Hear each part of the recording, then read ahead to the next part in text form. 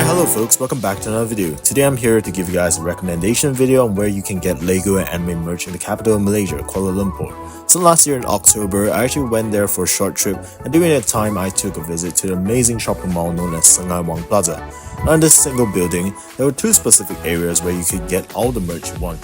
Specifically the Akiba street, which I'm currently featuring at the lower ground floor, and also the second floor where you can find the amazing Lego store and items like Modified Beyblade, for example.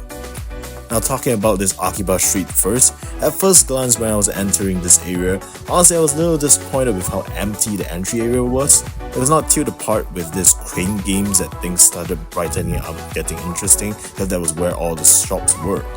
So the shops were pretty varied. There was a store that sold like TCG items, for example this Kada's game from One Piece that I collect, the famous Hakken store which had lots of figures and some pretty nice colors as well, including like Kimetsu no Yaiba, a huge amount of Genshin Impact items like over here, and even Spy X Family.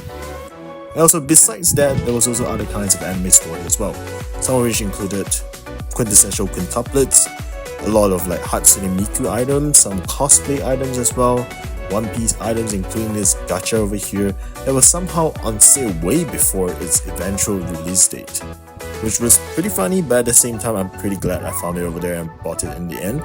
And yeah, that's about it for this Akiba street area.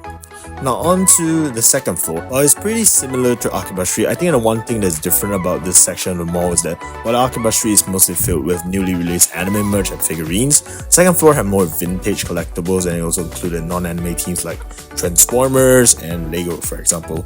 So this Lego store that I'm actually going to show you guys is called First Hobby.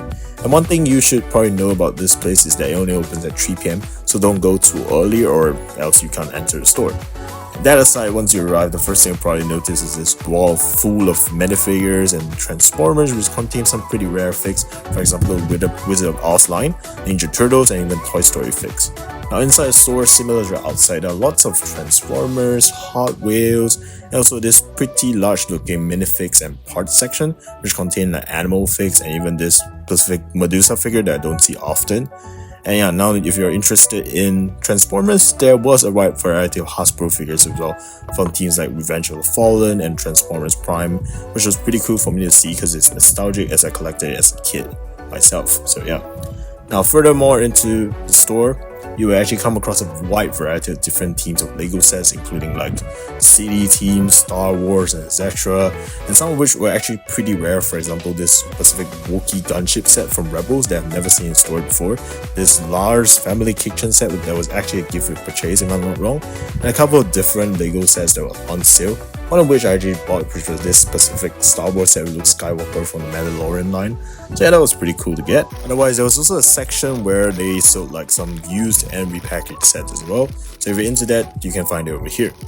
Now next on to the second floor of things, there's also this toy store whereby it's called Toyzable, so you can find like new and old kinds of miniature anime figurines from teams like One Piece or like Kuroko's Basket if you want to.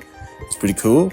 Inside the store there's also like puzzles, Gundam stuff, cosplay items, and even like figurines. So I highly recommend you checking out the store. And for our last recommendation, if you walk further into the second floor, you actually come across this store known as Mechadioz. So I actually call this place the holy grail for vintage items, because inside the store you can find all kinds of like Kamen Rider merch from different eras. You can find some weird Power Ranger items as well, like this one over here with Pink Ranger, a weird variety of like Digimon and Pokemon items which seem very vintage to me, a huge variety of mechas as well from maybe Kaiju line or something of that sort, or even like the Zords from Power Rangers.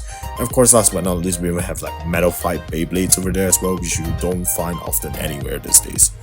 And yeah, all of which is really rare, I would say. So I would highly recommend this place if you want to find something rare for your trip towards Kuala Lumpur. And with that, that's about it for this video. But before I end, do note that there's actually a Gundam store on the ground floor of this building, which has some pretty cool stuff like the famous Exodia and Blue Eyes White Dragon, for example. So do check it out if you're there. And yeah, I appreciate it if you guys could subscribe and turn on the notification bell if you like this video.